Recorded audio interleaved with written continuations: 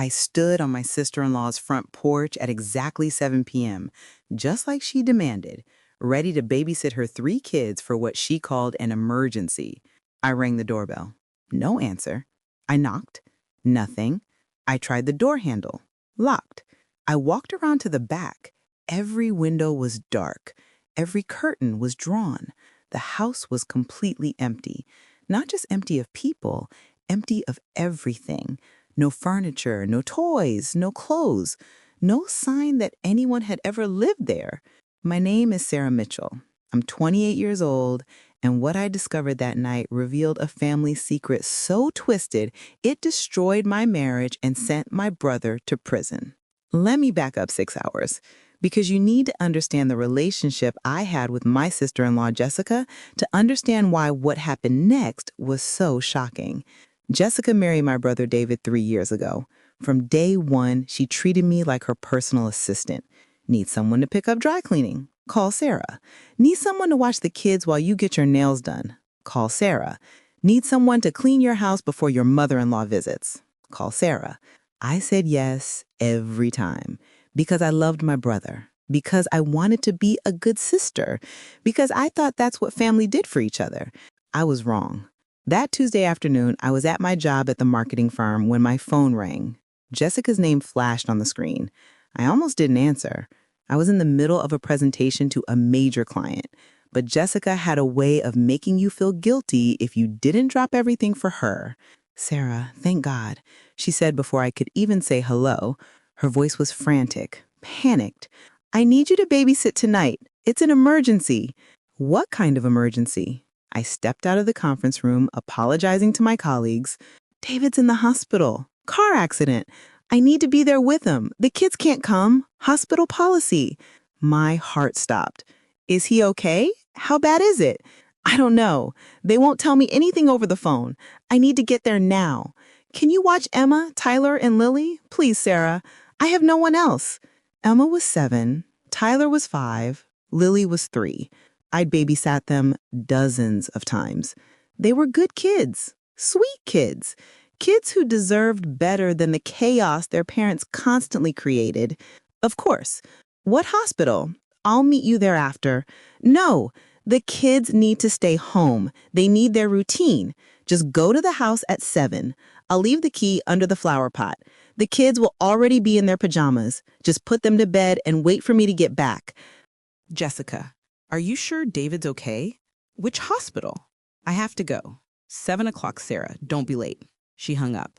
I stared at my phone, feeling that familiar knot in my stomach that came with every Jessica interaction. Something felt off, but my brother was in the hospital. My nieces and nephew needed me. I couldn't overthink it. I left work early. I stopped at the grocery store and bought ice cream, thinking the kids might need a treat after hearing about their dad's accident. I drove to Jessica and David's house in the suburbs, the same house where I had spent countless evenings babysitting, the same house where we'd had family dinners and birthday parties and Christmas mornings, the same house that was now completely empty. I stood on that porch for 10 minutes, trying to make sense of what I was seeing or not seeing. The key wasn't under the flower pot. The flower pot wasn't even there. The porch that used to have a welcome mat and potted plants and kids' bikes scattered around was bare concrete. I called Jessica, straight to voicemail. I called David, straight to voicemail. I walked around the entire house, looking in every window I could reach. Nothing. The living room where Emma used to do her homework was empty. The kitchen where Jessica used to complain about cooking dinner was empty. The playroom where Tyler and Lily used to build elaborate Lego cities was empty. It was like the family had never existed. I sat in my car in their driveway, trying to process what I was seeing. Had they moved? Had Jessica given me the wrong address? Had I somehow misunderstood? But this was definitely their house, 124 Maple Street. I'd been here hundreds of times. I knew every crack in the sidewalk, every tree in the yard, every neighbor's car. I called my mom. "Mom, have you heard from David lately?" "Not for a few weeks." "Why?" "Jessica called me today. She said David was in a car accident. She asked me to babysit, but when I got to their house, it's completely empty, like they moved out." "That's strange." Let me call your father. Maybe David mentioned something about moving. She called me back 5 minutes later. Your father hasn't heard anything either. Are you sure you have the right address? Mom, I've been to this house 100 times. This is definitely their house. But there's nothing here. No furniture, no cars in the driveway, no sign that anyone lives here. Maybe they're renovating. Maybe they moved everything out temporarily. Then where are the kids? Jessica said they'd be here in their pajamas, ready for bed. She said David was in the hospital. None of this makes sense. Have you tried calling the hospitals? I hadn't. I'd been so focused on the empty house, I hadn't thought to verify Jessica's story about the accident. I called every hospital in a 50-mile radius. No David Mitchell had been admitted. No car accidents involving anyone with our last name. No record of any emergency involving my brother. Jessica had lied. But why? I drove home, but I couldn't sleep. I couldn't eat.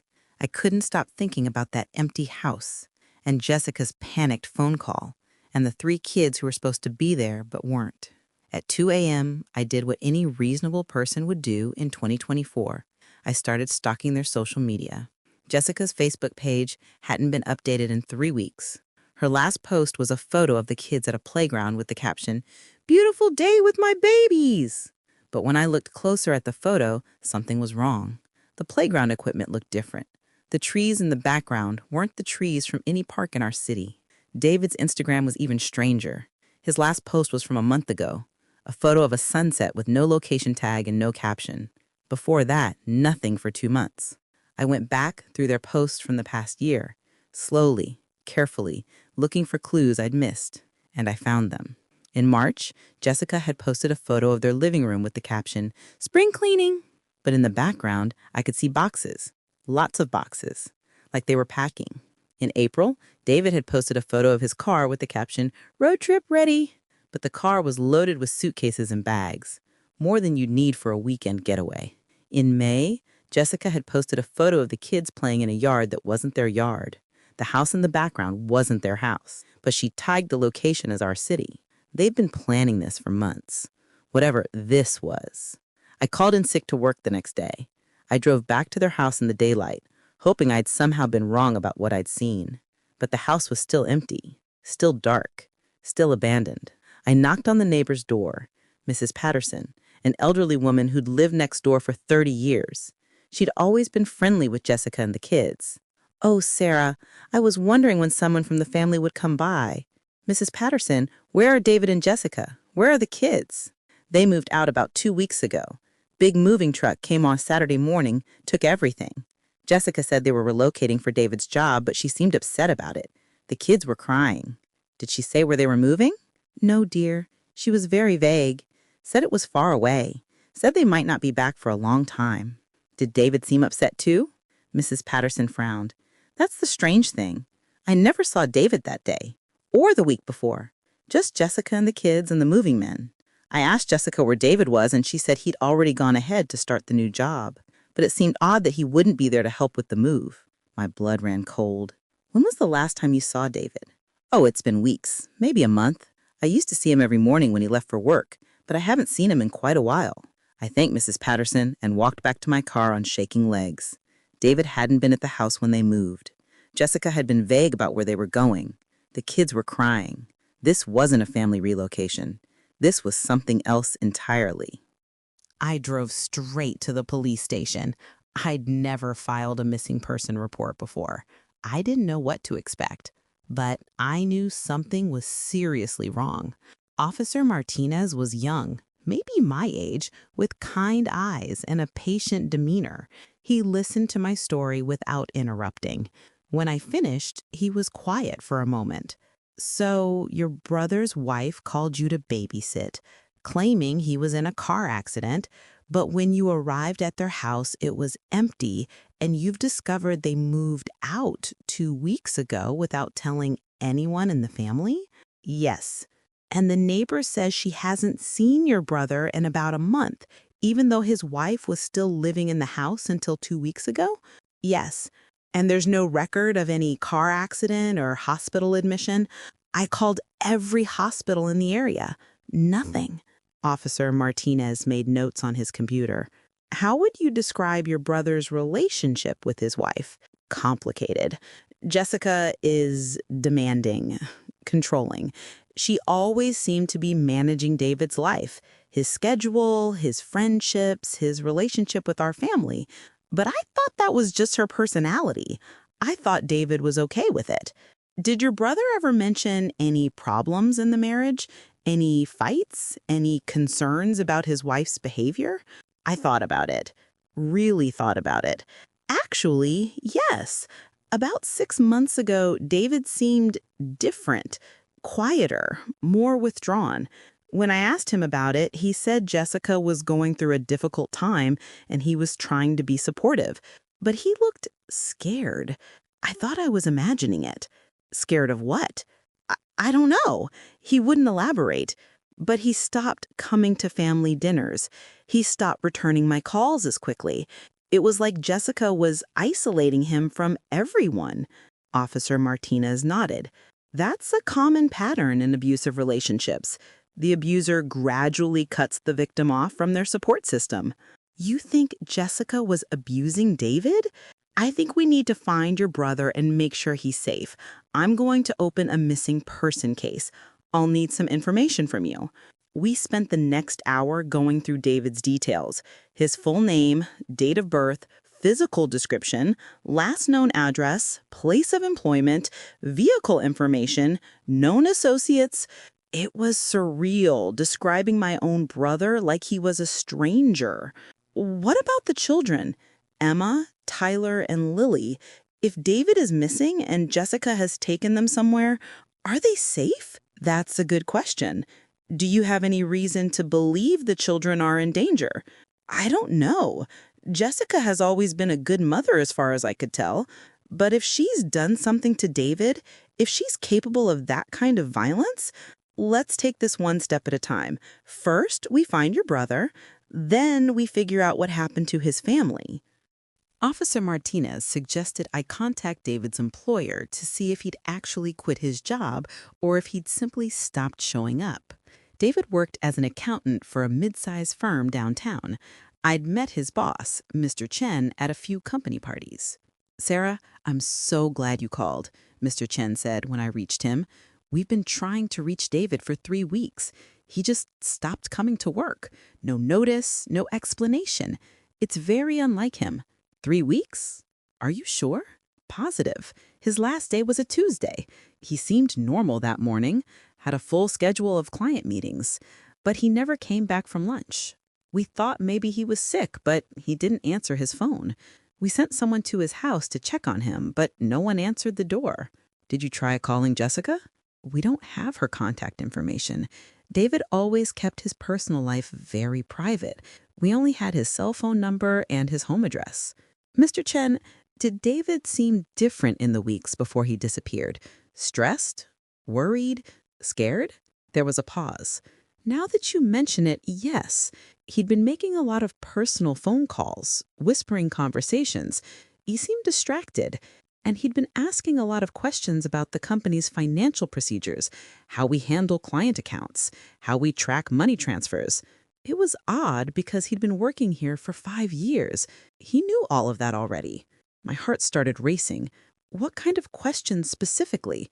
He wanted to know about our audit procedures, how often we review client accounts, how we detect irregularities. He also asked about our reporting requirements for suspicious financial activity. I thought maybe he was working on a case that involved potential fraud, but when I asked him about it, he was very evasive. Did you notice any irregularities in his work? Any problems with client accounts? That's what we're trying to figure out. We've been reviewing all of his recent cases since he disappeared. So far, everything looks normal, but it's a complex process. If there were any irregularities, it might take weeks to find them.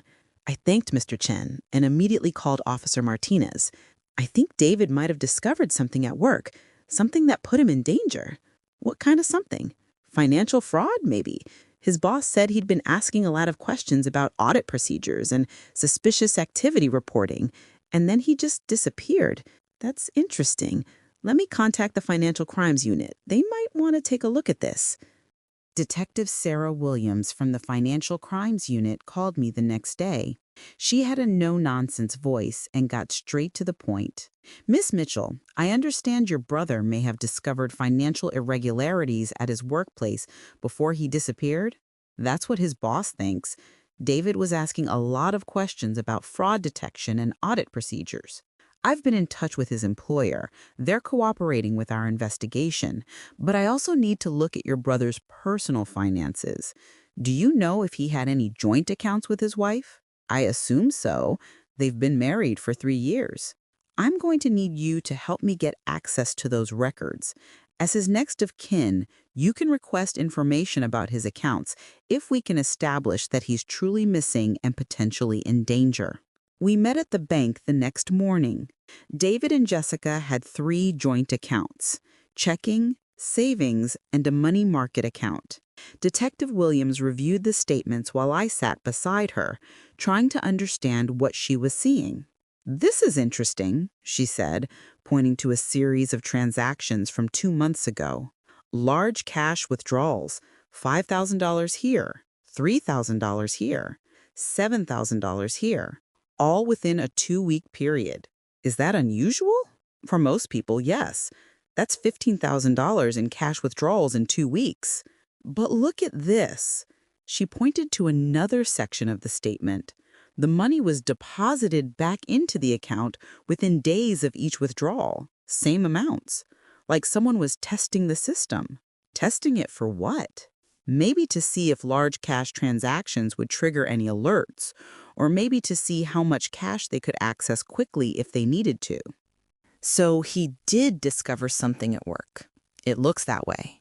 But here's where it gets complicated. He was also researching domestic violence resources, shelters for abused spouses, legal procedures for leaving an abusive marriage, how to protect children during a custody dispute. My heart sank. He was trying to leave Jessica. It appears so. And based on his search history, he was afraid of her. He was looking up information about restraining orders, about how to safely leave an abusive relationship, about how to protect assets during a divorce. But Jessica seemed to be the controlling one. I never thought she was physically violent. Abuse isn't always physical. Emotional abuse, financial abuse, psychological manipulation, these can be just as damaging. And based on what I'm seeing here, your brother was definitely being controlled. Detective Williams showed me printouts of David's search history. The entries were heartbreaking. How to leave an abusive wife, signs of emotional abuse in marriage, how to protect children from an abusive parent, what to do if your spouse threatens you. There's more, she said. His phone records show he was in contact with a divorce attorney. He had a consultation scheduled for the day after he disappeared. So Jessica found out he was planning to leave her? That's my theory. I think David discovered financial irregularities at work, possibly involving Jessica, and he was planning to report them and leave the marriage. But Jessica found out and took action to stop him. What kind of action? Detective Williams looked at me seriously. That's what we need to find out. But based on the evidence, I don't think your brother left voluntarily. I think something happened to him. The police issued a be-on-the-lookout alert for Jessica and the children. Their photos were distributed to law enforcement agencies across the country. Jessica's car was added to the national database of wanted vehicles. But Jessica was smart. She'd been planning this for months. She'd covered her tracks well. We found the car, Officer Martinez called to tell me a week later. Abandoned in a parking garage in Chicago. It's been there for at least 10 days. Any sign of Jessica and the kids? No, but we found something interesting in the trunk. David's wallet, his phone, his wedding ring, and a significant amount of blood. I felt like I was going to throw up. How much blood? Enough to suggest serious injury. We're running DNA tests to confirm it's David's, but given the circumstances, it's likely. So, he's dead? We don't know. The amount of blood suggests injury, but not necessarily fatal injury. It's possible he's alive somewhere. It's also possible Jessica is holding him against her will. What about the kids? Are they safe?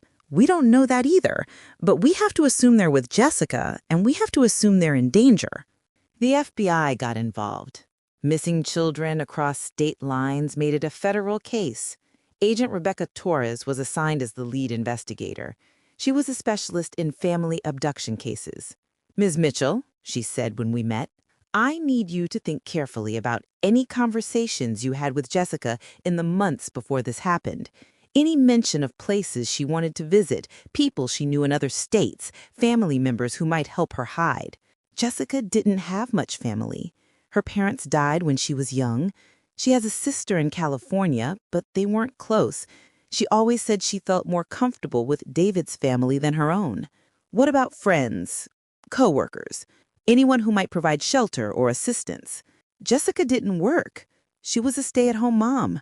Her social circle was mostly other mothers from the kids' school and activities, but I don't think any of them were close enough to help her commit a crime. You'd be surprised what people will do when they believe someone's story.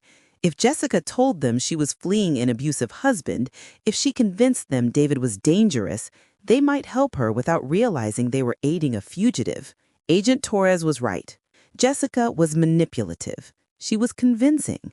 She had spent years making people believe she was the victim in every situation. It would be easy for her to find sympathetic people willing to help a desperate mother protect their children from their abusive father. The breakthrough came from an unexpected source. Emma, David's 7-year-old daughter, had been posting videos on a kid's social media app that Jessica apparently didn't know about. The videos were innocent. Emma singing songs, showing off her drawings, talking about her day. But they contained crucial information. Look at this. Agent Torres showed me Emma's most recent video on her laptop. She posted this 3 days ago. In the video, Emma was sitting in what looked like a hotel room. Behind her, I could see a window with a distinctive view. Mountains, desert landscape, southwestern architecture. "We think they're in Arizona or New Mexico," Agent Torres said. "We're analyzing the background of all her videos to try to pinpoint the exact location." Is Emma okay? She looks scared. She does look scared. And listen to what she says. I listened to Emma's sweet 7-year-old voice. "Hi, everyone. We're still on our trip. Mommy says we can't go home yet because Daddy is sick. But I miss Daddy. I miss Aunt Sarah. I miss my room. Mommy says I can't call anyone, but I can make these videos. I hope Daddy gets better soon so we can go home." My heart broke. Emma didn't know her father was missing. She thought he was sick. She thought this was a temporary trip. She had no idea her mother had kidnapped her and her siblings. "There's more," Agent Torres said. She showed me another video from the day before. This one showed Tyler and Lily in the background playing with toys on a hotel bed. But more importantly, it showed part of a newspaper on the nightstand. The masthead was partially visible. Albuquerque Journal. "They're in Albuquerque," I said. "That's what we think. We've contacted local law enforcement. They're checking hotels, motels, extended stay facilities. With 3 kids, Jessica would need a place that accommodates families." "How long before you find them?" "Hopefully not long, but Jessica is smart. She's been planning this for months. She might have fake IDs, cash reserves, a long-term hiding place. This could take time." They found Jessica and the kids 2 days later at an extended stay hotel in Albuquerque. She'd been using a fake name and paying cash, but Emma's videos had given away their location. The FBI surrounded the hotel at dawn. Agent Torres called me as it was happening. "We found them. Jessica is in custody. The children are safe. But Sarah, there's something you need to know." "What?" "David isn't with them. Jessica claims she doesn't know where he is. She's sticking to her story that he was in a car accident and she was protecting the children by taking them away from the hospital. But that's obviously a lie." "Of course it's a lie. But without David's body, without more evidence, it's going to be hard to prove what really happened to him." "What about the blood in the car?" "It's David's blood. DNA confirmed it. But Jessica's lawyer is claiming it could be from an old injury, that it doesn't prove anything happened recently." "What about the financial fraud David was investigating?" "We're still looking into that. It's possible Jessica was embezzling money from David's clients and he found out. It's possible she killed him to keep him from reporting her. But proving it is going to be challenging." Jessica was extradited back to our state and charged with kidnapping, child endangerment, and financial fraud. The children were placed in temporary custody with our parents while the legal situation was sorted out. I visited Emma, Tyler, and Lily every day. They were confused, traumatized, asking constantly about their father and when they could go home. I didn't know what to tell them. How do you explain to a 7-year-old that her mother might have killed her father? How do you help children process that level of betrayal and loss? "Where's Daddy?" Emma asked me during one visit. "Mommy said he was sick, but the police said he's missing." What does missing mean? Missing means we don't know where he is, sweetheart, but a lot of people are looking for him. Is he coming back? I looked into her innocent eyes and felt my heart break all over again. "I don't know, Emma. I hope so." Jessica's trial was scheduled for 6 months later. The prosecution was building their case around the financial evidence, the blood in the car, and Jessica's pattern of controlling behavior.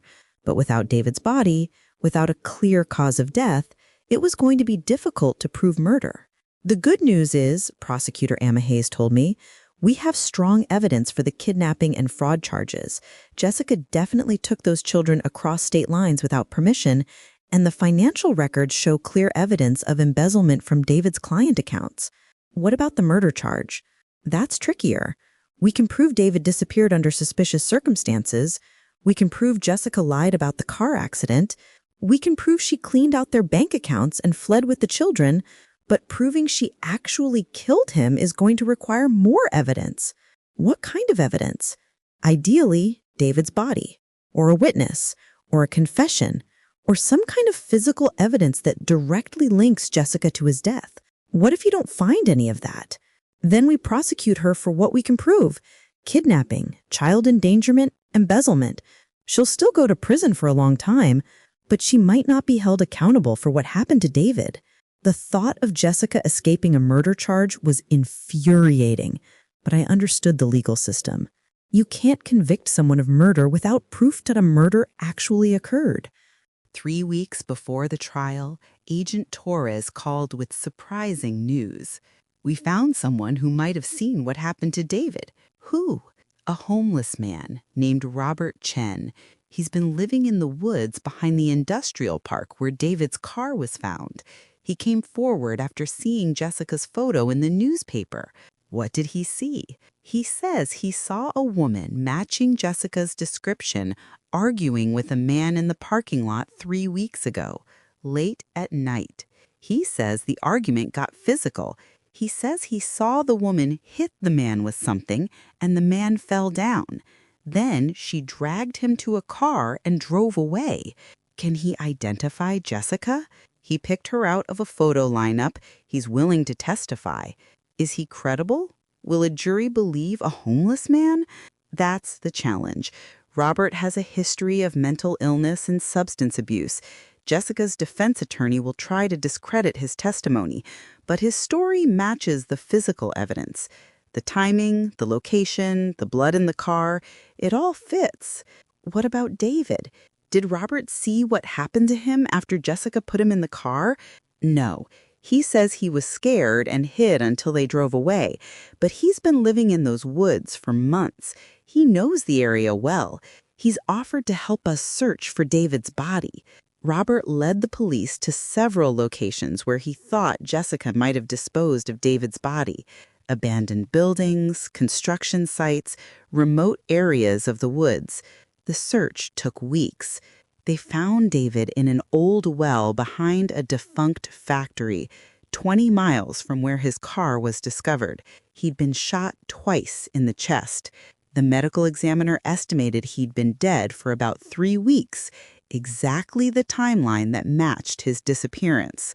"I'm sorry, Sarah," Agent Torres said when she called with the news. "We found your brother. He didn't survive. I'd been expecting this call for months, but it still hit me like a physical blow. David was really gone. My big brother, who taught me to ride a bike and helped me with my math homework and walked me down the aisle at my wedding, was dead." "How did he die?" 2 gunshot wounds to the chest, close range. The gun was found buried nearby. It's registered to Jessica. "So she definitely killed him?" "Yes, we have enough evidence now to charge her with first-degree murder." The children were devastated when we told them their father was dead. Emma cried for hours. Tyler became withdrawn and wouldn't speak. Lily, at 3 years old, didn't fully understand, but sensed the grief around her and became clingy and fearful. "Why did Mommy hurt Daddy?" Emma asked me through her tears. I didn't have an answer. How do you explain evil to a child? How do you help them understand that sometimes the people who are supposed to protect you are the ones who hurt you the most? Jessica's trial lasted 3 weeks. The prosecution presented a clear timeline of events. David discovered Jessica was embezzling money from his clients. He planned to report her and leave the marriage. Jessica found out and killed him to prevent him from exposing her crimes and taking the children away from her. The evidence was overwhelming. The financial records showing Jessica's theft, David's internet search history showing his plans to leave, the blood in the car, Robert's eyewitness testimony, the gun registered to Jessica, David's body in the well. Jessica's defense attorney tried to argue that David was abusive, that Jessica killed him in self-defense, that she was protecting herself and her children from a violent husband. But there was no evidence of abuse. No police reports, no medical records, no witnesses who'd ever seen David be violent. The jury deliberated for 6 hours. They found Jessica guilty on all counts: first-degree murder, kidnapping, child endangerment, and embezzlement. She was sentenced to life in prison without the possibility of parole. "Justice for David," Prosecutor Amanda Hayes said outside the courthouse, "and protection for his children, who will never have to fear their mother again." But it didn't feel like justice. It felt like devastation. David was still dead. The children were still orphaned. Our family was still destroyed. My parents and I were awarded custody of Emma, Tyler, and Lily. It was a difficult transition for everyone. The children were traumatized, grieving, confused about why their lives had changed so dramatically. My parents, in their 60s, weren't prepared to raise 3 young children, and I was struggling with my own grief while trying to be strong for everyone else. "Aunt Sarah," Emma said one night as I was tucking her into bed, "do you think Daddy knew Mommy was going to hurt him?" "I don't know, sweetheart, but I think Daddy was trying to protect you and Tyler and Lily. I think that's why he was planning to take you away from Mommy. I miss him." "I miss him too." "Will you take care of us now?" "Yes. Grandma and Grandpa and I will take care of you. We'll make sure you're safe and loved. Promise?" "Promise." It's been 2 years since that night when I stood on Jessica's empty porch, expecting to babysit 3 children who weren't there. 2 years since I discovered my brother was missing. 2 years since we learned the truth about Jessica's crimes.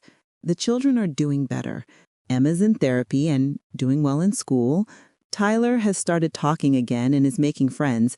Lily is too young to remember much about what happened, which is probably a blessing.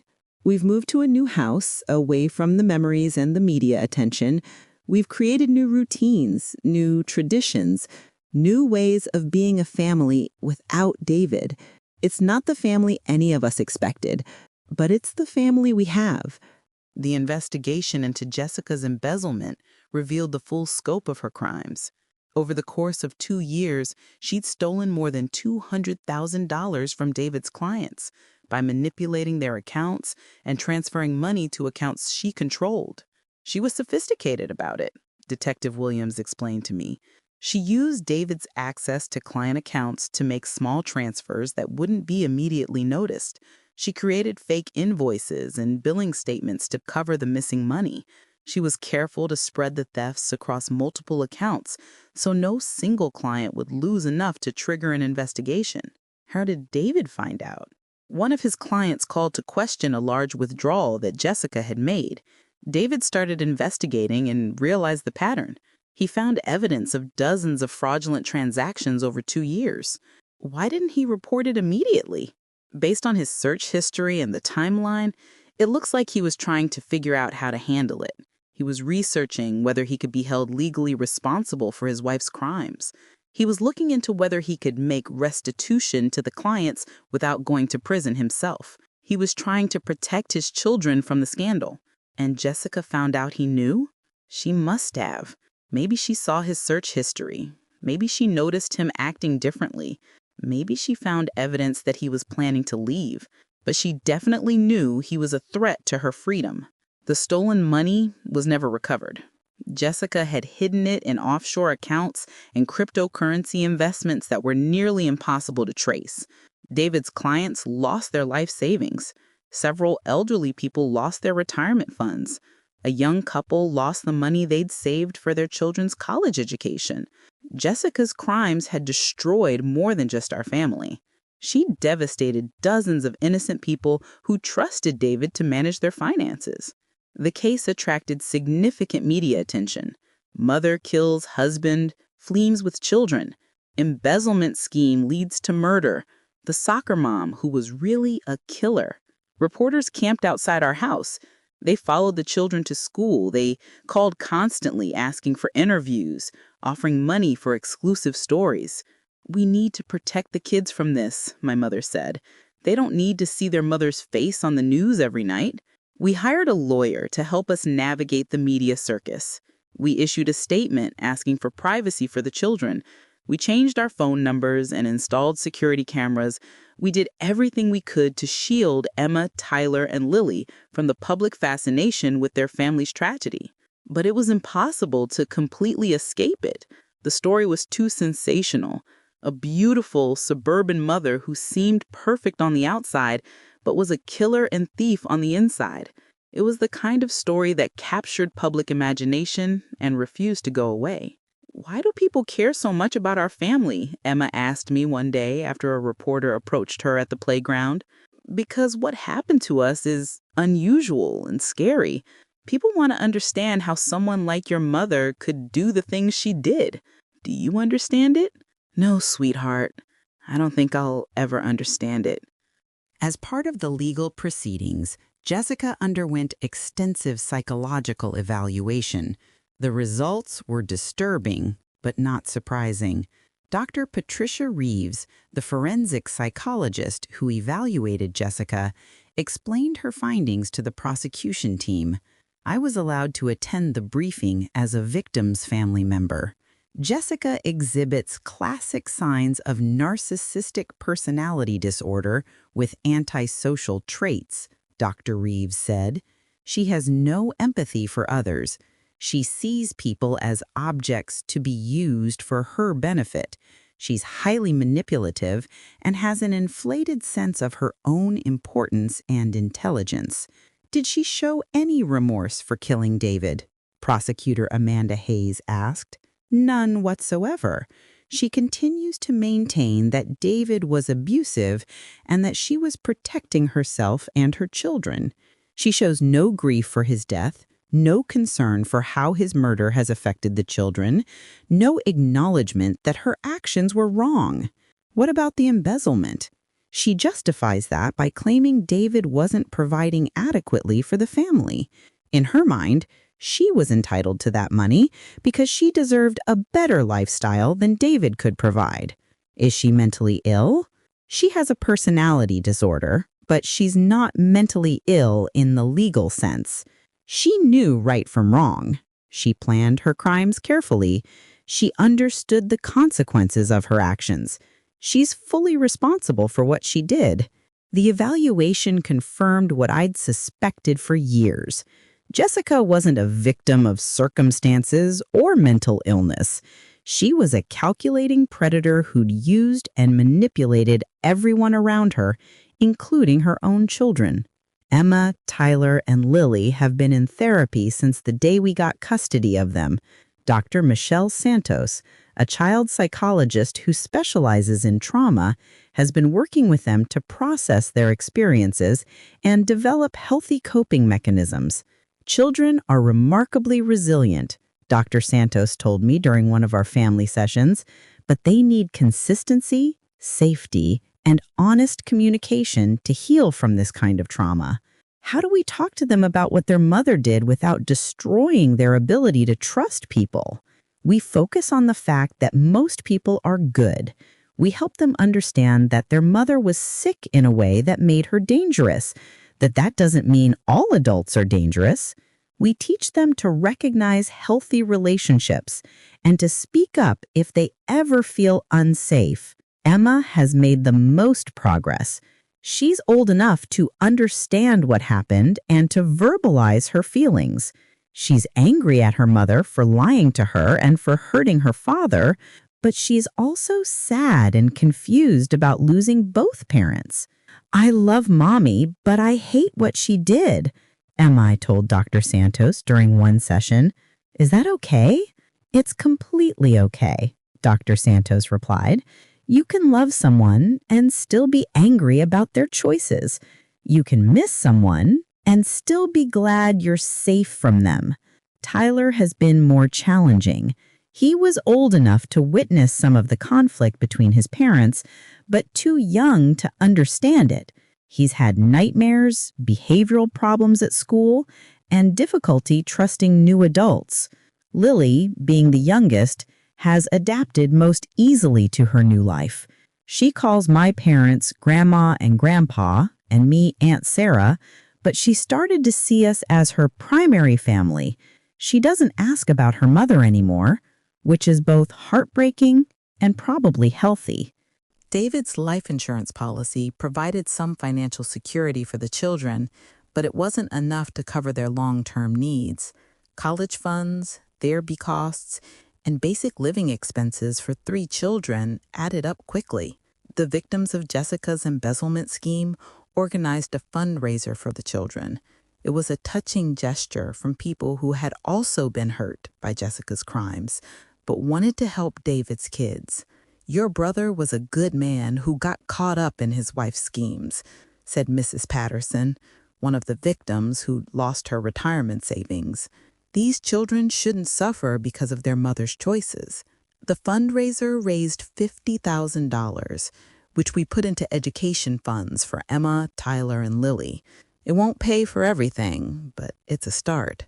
David's employer also established a scholarship fund in his name for children who've lost parents to violent crimes.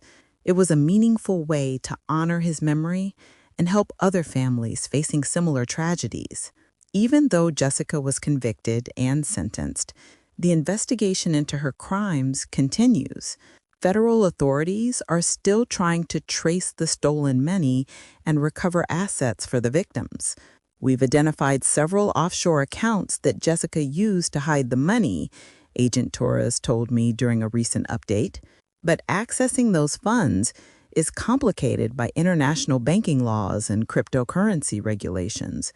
Will the victims ever get their money back? Some of it, hopefully, but probably not all of it. Jessica was very sophisticated about hiding her assets. She spent years planning this scheme. What about other potential victims?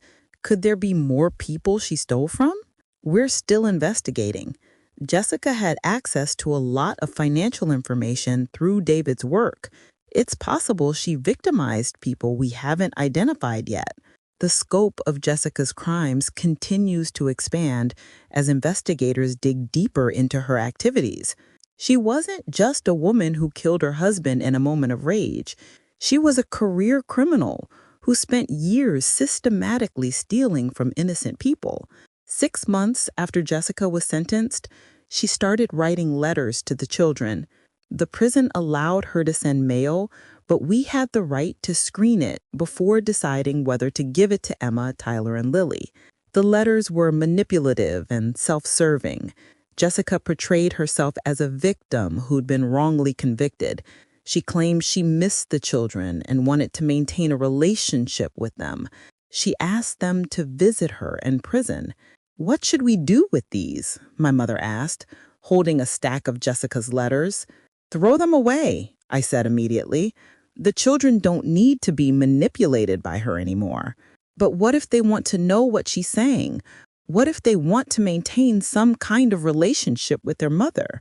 They're too young to make that decision. And Jessica has proven she can't be trusted to put their well-being ahead of her own needs. These letters are just another way for her to try to control and manipulate them. We decided to keep the letters, but not give them to the children.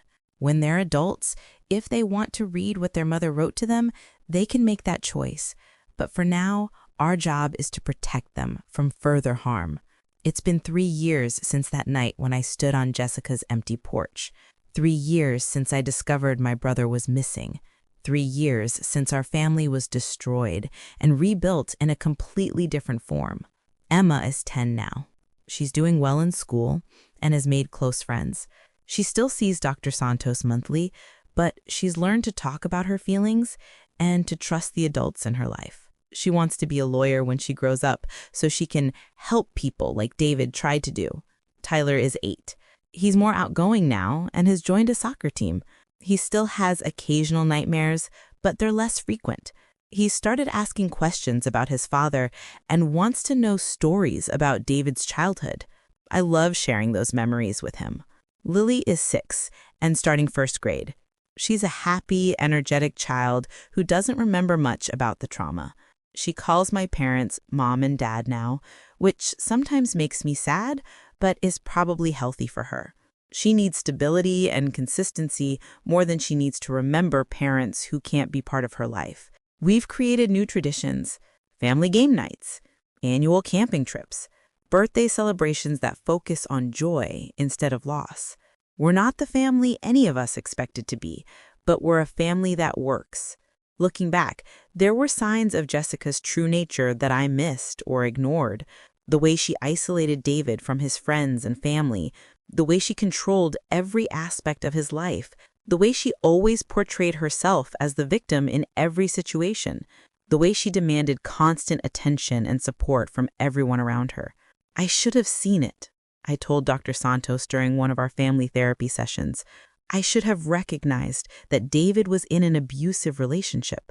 Emotional abuse is often invisible to outsiders. Abusers are skilled at maintaining a public facade while controlling their victims in private. And victims often hide the abuse because they're ashamed or afraid. But I was his sister. I should have known something was wrong. You did know something was wrong. You noticed that David seemed more withdrawn, more anxious, but you couldn't have predicted that Jessica was capable of murder. Most people in abusive relationships don't end up dead. What could I have done differently? You could have asked more direct questions. You could have created opportunities for David to talk to you privately. You could have educated yourself about the signs of abuse. But ultimately, David was an adult who had to make his own choices about his relationship.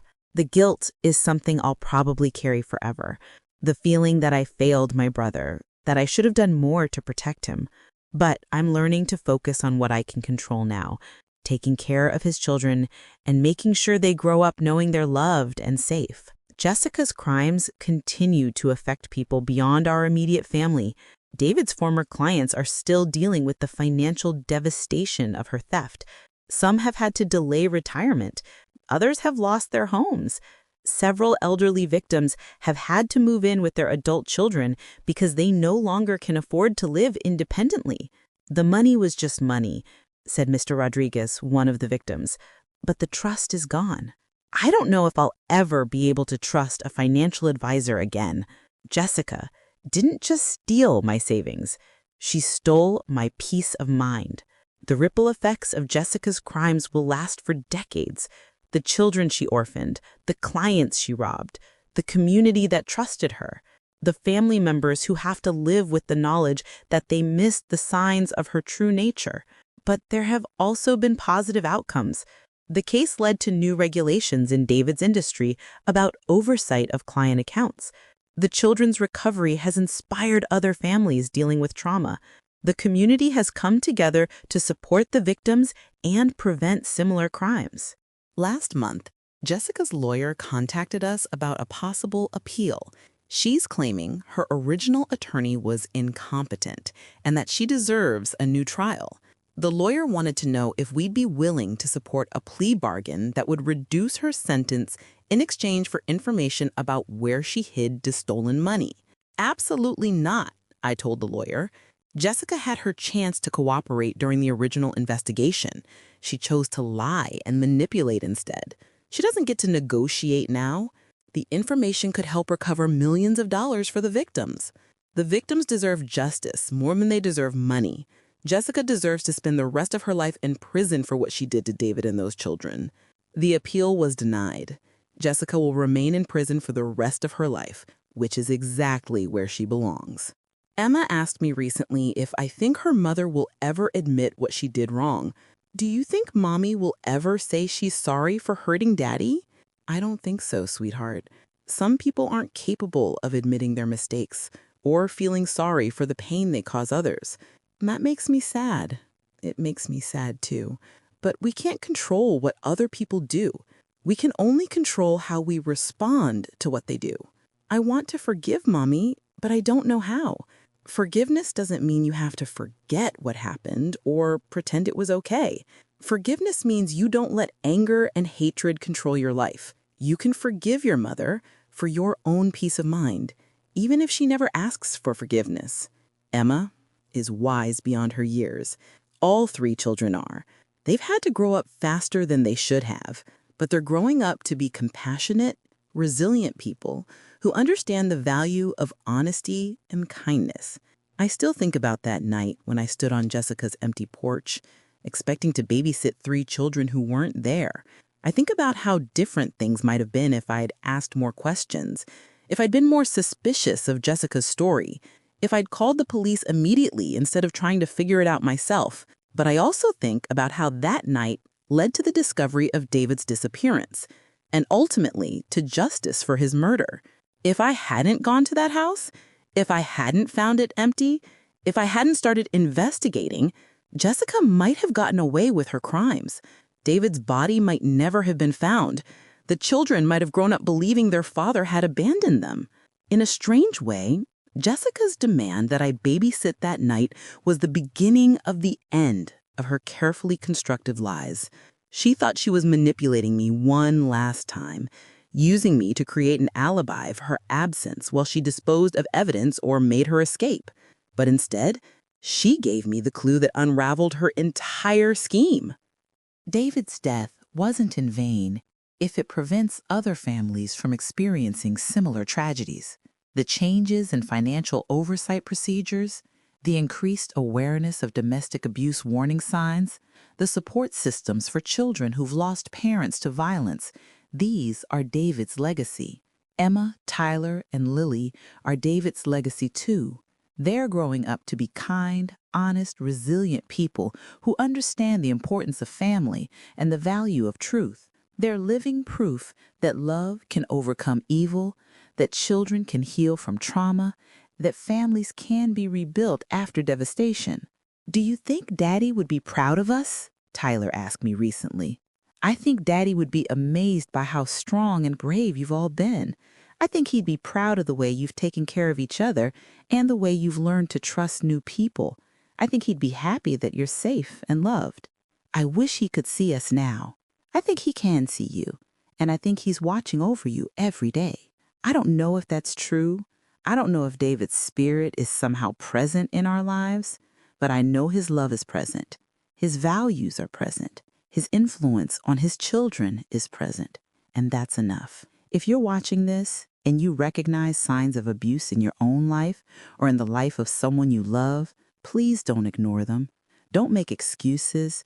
Don't hope things will get better on their own. Reach out for help. Call the domestic violence hotline. Talk to a counselor. Contact the police. Do something. David tried to leave his abusive marriage, but he waited too long. He tried to handle the situation on his own instead of asking for help. He tried to protect his children by keeping quiet about Jessica's crimes instead of exposing them immediately. And those decisions cost him his life. Don't make the same mistakes. Don't underestimate what an abusive person is capable of. Don't assume you can manage the situation without professional help. Don't prioritize keeping secrets over keeping yourself and your children safe. If you're in an abusive relationship, you're not alone. There are people who can help you leave safely. There are resources available to protect you and your children. There are legal options to hold your abuser accountable. And if you're like I was, a family member who suspects something is wrong but doesn't know how to help, don't stay silent. Ask direct questions. Offer specific support. Learn about the resources available in your community. Be persistent. Be patient. Be ready to act when your loved one is ready to accept help. Jessica fooled a lot of people for a long time. She seemed like a normal suburban mother. She seemed like someone who loved her family. She seemed like someone who would never hurt anyone. But appearances can be deceiving. Evil can hide behind a beautiful smile and a perfect facade. Trust your instincts. If something feels wrong, it probably is. If someone's behavior doesn't make sense, there's probably a reason. If you feel like you're being manipulated or controlled, you probably are. Don't ignore the red flags. Don't make excuses for inexcusable behavior. Don't let someone convince you that abuse is love or that control is protection. My brother David paid the ultimate price for Jessica's crimes, but his children are alive and safe and loved. The victims of her theft are getting some justice, even if they never recover their money. And Jessica is in prison where she can never hurt anyone again. That's not enough. It will never be enough, but it's something. And sometimes, something is all we can hope for. I'm Sarah Mitchell.